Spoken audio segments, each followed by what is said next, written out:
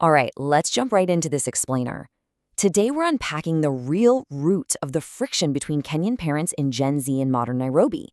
I mean, if you've spent literally any time in Kanairo recently, you've definitely felt this tension, right? It's in the living rooms, it's at family gatherings, and it is all over social media.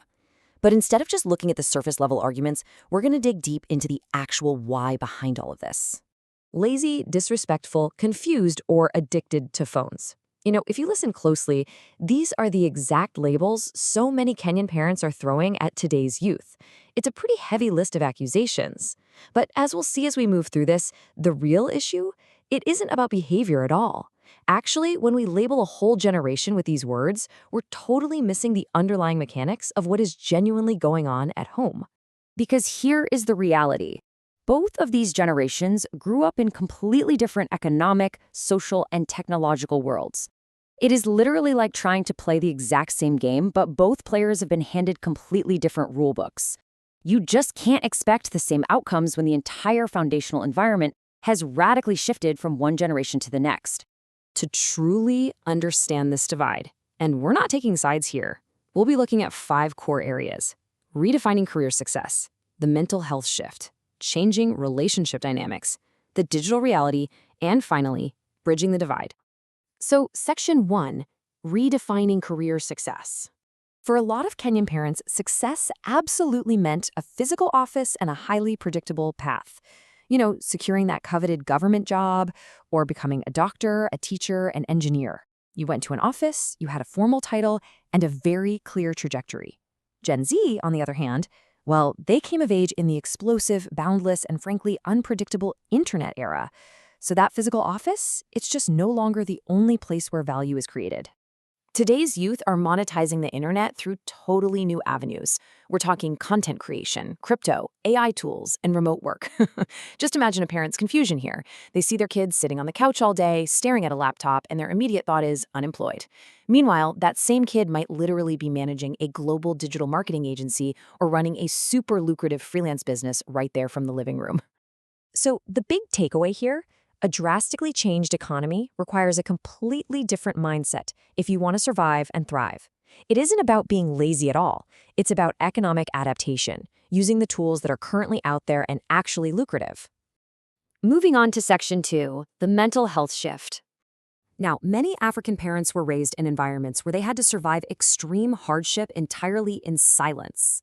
They clung to these stoic mantras just to make it through the day. Be strong, stop complaining, others have it worse. And these weren't just common sayings, right? They were literal psychological survival tools in a world that offered very little safety net. You basically couldn't afford to stop and process your feelings when sheer survival was on the line. But for Gen Z, because their immediate physical survival needs are often met a bit differently, they actually have the bandwidth, and frankly, the cultural permission, to openly discuss their internal struggles. They talk freely about emotional pressure, burnout, anxiety, depression, and the benefits of seeking therapy. It's just a massive generational shift in vocabulary. And right here is the core friction. The exact same behavior is being interpreted in 2 totally opposite ways. What a parent perceives as a really dangerous sign of weakness or a lack of resilience, Gen Z views as a brave and necessary form of honesty. The parent is thinking, man, if you talk about it, you're letting it defeat you. While Gen Z is thinking, if I don't talk about it, I can't heal from it. This fundamental reframing, the idea that mental health is not a weakness, but a vital piece of overall well-being, is a huge source of the daily friction we're seeing in households today. At its very core, it is a clash of survival mechanisms. All right, Section 3, changing relationship dynamics. So, older generations placed a really heavy value on endurance. That meant marrying early, sticking to traditional gender roles, and staying together for the sake of stability, no matter what. Gen Z, well, they kind of question everything. They prioritize emotional compatibility, and they actively avoid toxic dynamics. They put a massive premium on independence, self-growth, and setting really strict personal boundaries.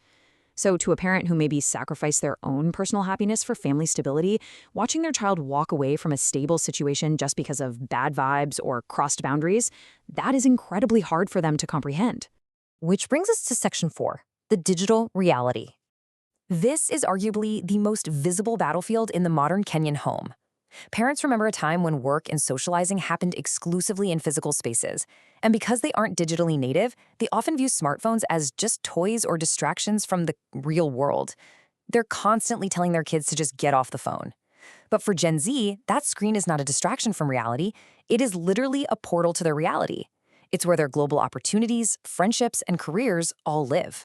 To a young Kenyan trying to navigate today's super tough economic climate, a smartphone is incredibly powerful. It's an office. It's a classroom where they're learning new skills on YouTube. It is a storefront for their online business and a direct source of income. So, no, they aren't just playing games. They're holding their entire economic future right there in the palms of their hands. Finally, Section 5, Bridging the Divide. The real truth here is that Kenyan parents and Gen Z are not enemies. They're simply two groups forged by drastically different circumstances. We're looking at distinct economic landscapes, evolving social norms, and unprecedented technological disruption. Once we actually see this, those labels of lazy youth or out-of-touch parents really start to fade away. They get replaced by the realization that everyone is just doing their absolute best with the map of the world they were handed.